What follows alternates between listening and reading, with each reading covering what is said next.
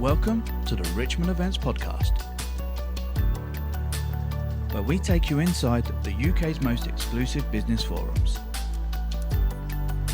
You'll get to meet the delegates, suppliers and speakers shaping their industries. Richmond Events.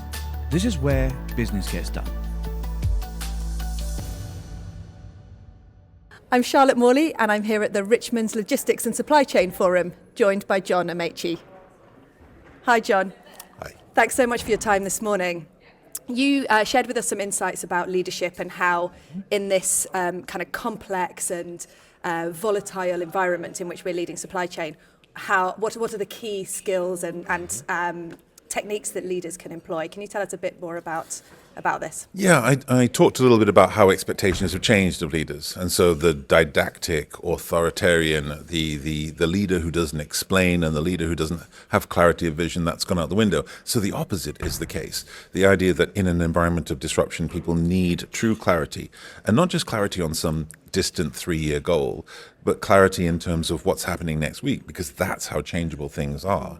But then there's also we forget the emotional toll and the cognitive toll that comes with change and disruption and transformation. And it's leaders' jobs to alleviate that too. So there are emotional literacy behaviours that make a difference there. Yeah, I think I really recognise that. And you've talked about the importance of communication with teams and the need to communicate. And I think you mentioned that it's better potentially to over-communicate than the risk of under-communicating. Do you have any top tips for how people can go about in that communication? Yeah, so start being specific, because we all know that there are kind of organizational communication modes, right? Your town halls and one-to-ones, official one-to-ones. Keep those for sure. But the idea of really thinking about with your team, is there another channel of information that would be important? Is it a standing channel of something on Slack or Teams, which just keeps updated with a couple of thoughts from you?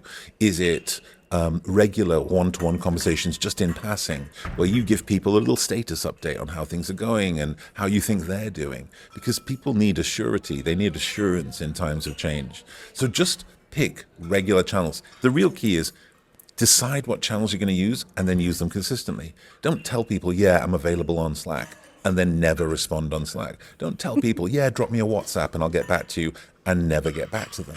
Pick your channels, think about your words, curate your anxiety so you're not just venting, and then use those channels consistently.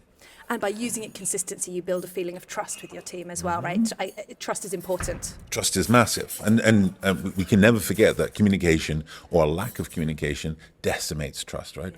When you don't communicate enough, especially when the world around us is changing, you get into the situation where people think you're less competent, you're less good at your job. And they also think you care less. And not caring and being